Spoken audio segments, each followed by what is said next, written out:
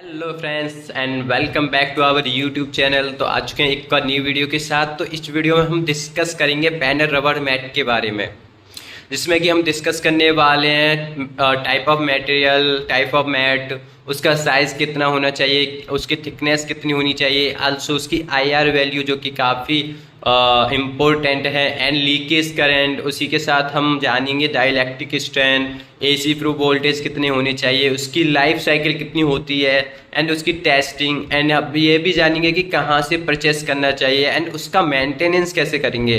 तो let's go. And if you are interesting in electric field and you are working on panel, then you need to watch this video. It is very useful for you guys and let's go now. तो सबसे पहले हम बात करेंगे material की। तो basically जो material, जैसा एक नाम भी लिखा है रबर बैंड, तो सबसे पहले रबर तो इसमें होगा ही। मटेरियल प्योर या सिंथेटिक रबर नहीं होता। इसके साथ एक मटेरियल और होता है लेटेक्स, प्लस इसमें एक और मिक्सचर होता है, उसे बोलते हैं इलास्टोमेरिक कंपाउंड। मिक्सचर को बोलते हैं इलास्टोमर, जो कि तीनों का मिक्सचर होता है, उसे बोलते हैं इलास्टोमर। अब आगे हम बात करेंगे टाइप की, टाइप या क्लास। बेसिकली जो हमारा स्टैंडर्ड है IS 15652 यानी 15652, उसके अकॉर्डिंग जब आप देखोगे उस डॉक्यूमेंट में, तो जो है वो क्लास डिफाइन है। तो पहली 4 क्लास होती है रबर बैंड की, मैं यहाँ लिखता हूँ 4 क्लास होती है, और उसी के अकॉर्डिंग इसके वर्किंग वोल्टेज डिसाइड होते हैं। क्योंकि एक क्लास के लिए होता है, मैं लिखूंगा पहले एसी वोल्टेज। तो एक क्लास के लिए जो वर्किंग वोल्टेज होता है वो होता है 3.3 kV और 3300 वोल्ट। बी क्लास के लिए वैल्यू होती है डिसाइडेड वर्किंग वोल्टेज की, होती है 11 kV। सी क्लास के लिए जो वैल्यू डिसाइडेड होती है वो होती है 33 kV। डी क्लास के लिए होती है वो 66 kV। अब मैं एक इंपॉर्टेंट बात आपको बताना चाहूं, तो कोई भी जो इंडियन स्टैंडर्ड के अकॉर्डिंग कोई भी मैन्युफैक्चरर रबर बैंड को मैन्युफैक्चर करता है, किसी की वर्किंग वोल्टेज जो 66 kV से ज्यादा नहीं होती एसी के केस में। और हम बात करेंगे डीसी के केस में, तो वो होती है 240 वोल्ट। ये सब में सेम रहता है, 240 वोल्ट से ज्यादा आप रबर बैंड को डीसी के केस में यूज नहीं कर सकते। अब आगे हम बात करेंगे साइज की। तो मैंने साइज डिसाइड रहता है एज पर IS 15652, वो एक क्लास के लिए रहता है 2 mm।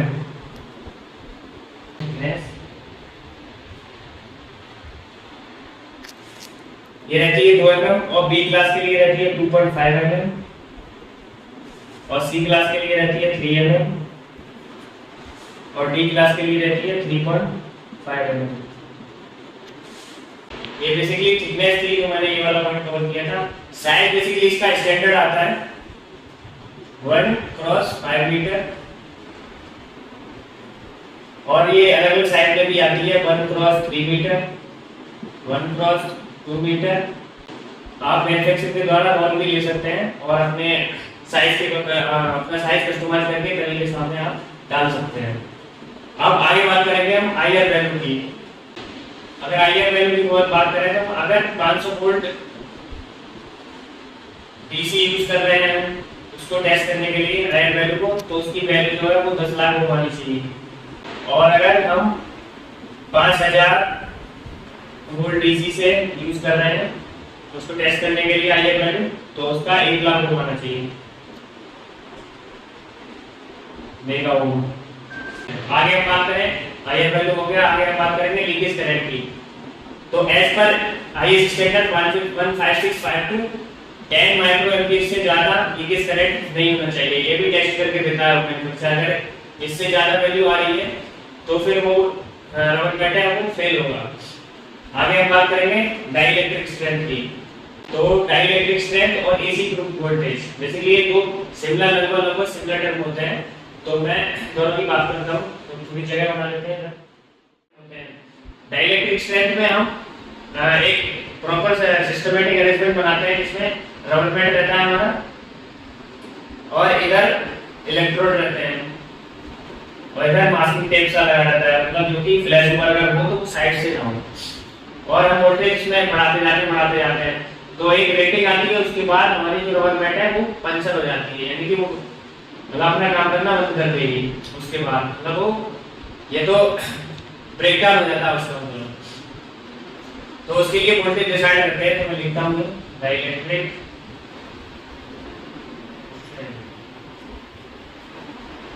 तो जो ए क्लास के लिए वैल्यू रहती है वो रहती है 33 केवी 30 केवी, और जो बी क्लास का रबर बैंड रहता है उसके लिए रहती है 45 केवी। अगर इससे ऊपर वोल्टेज आएगा तो उसका जो रबर बैंड है उसका बिल्कुल ब्रेक डाउन हो जाएगा, यहाँ तक वो सस्टेन करेगी, इसके बाद उसका ब्रेक डाउन हो जाएगा। जैसे कि हम ट्रांसफार्मर ऑयल का बीडीबी टेस्ट कराते हैं ब्रेक डाउन वोल्टेज, उसी तरीके से हमारा रबर बैंड का भी ब्रेक डाउन वोल्टेज टेस्ट होता है, उसमें भी इलेक्ट्रोड होते हैं, इसमें भी इलेक्ट्रोड होते हैं। और जो सी क्लास का होता है वो होता है 66 केवी, और जो डी क्लास की डाइलेक्ट्रिक होती है वो होती है 110 केवी। इस वोल्टेज का वो सस्टेन करेगी और उसके बाद इसी वोल्टेज जाएगा तो उसका ब्रेक डाउन हो जाएगा, मतलब हमारे रबर बैंड काम करना बंद कर देगी। आगे अगर हम बात करें एसी ट्यूब वोल्टेज की, तो ट्यूब एसी ट्यूब वोल्टेज भी डाइलेक्ट्रिक स्ट्रेंथ टेस्ट के थ्रू ही होता है। वो क्या है कि जो वोल्टेज हम उसको दे रहे हैं रबर बैंड को, वो 3 मिनट तक से सस्टेन करना चाहिए, और 3 मिनट तक जो वोल्टेज सस्टेन करता है वही उसका होता है एसी ट्यूब वोल्टेज। तो मैं आगे उसकी वैल्यू लिखता हूं। तो वो अगर ए क्लास की रबर बैंड है तो उसके लिए होगा 10 केवी, और अगर बी क्लास का रबर बैंड है तो उसके लिए होगा 22 केवी, और अगर सी क्लास का रबर बैंड है तो उसके लिए होगा 36 केवी, और डी क्लास का है तो उसके लिए होगा 70 केवी। और ये सारे जो वैल्यूज हैं वो सारे इस डॉक्यूमेंट में आपको मिलेगा। आप सिंपली से गूगल करेंगे IS 15652 और डाउनलोड करेंगे तो उसमें सारा ये डाटा दिया हुआ है, तो आपको कहीं भी गुमराह होने की जरूरत नहीं है, आप खुद भी चेक कर सकते हैं। आगे हम बात करेंगे इसकी लाइफ की।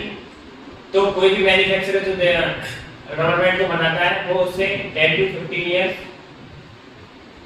कमिटमेंट करके देता है कि ये खराब नहीं होगी, लेकिन हमको हर साल उसको विजुअल चेक करना है, कहीं उसमें डैमेज या कोई क्रैक वगैरह नहीं होना चाहिए। क्योंकि आगे अगर हम बात करें टेस्ट की, तो मेनली ये टेस्ट मैंने आपको बताए थे, मेनली यही टेस्ट होते हैं, leakage current test, IR value test, और एसी ट्यूब बैंड टेस्ट, और डाइलेक्ट्रिक स्ट्रेंथ टेस्ट। यही बेसिकली 4 एडवांस टेस्ट होते हैं जो कि इस डॉक्यूमेंट में सारे मेंशन रहते हैं। अगर आप कमेंट करते हैं तो मैं उनके लिए भी सारी डिटेल्ड वीडियो बना दूंगा।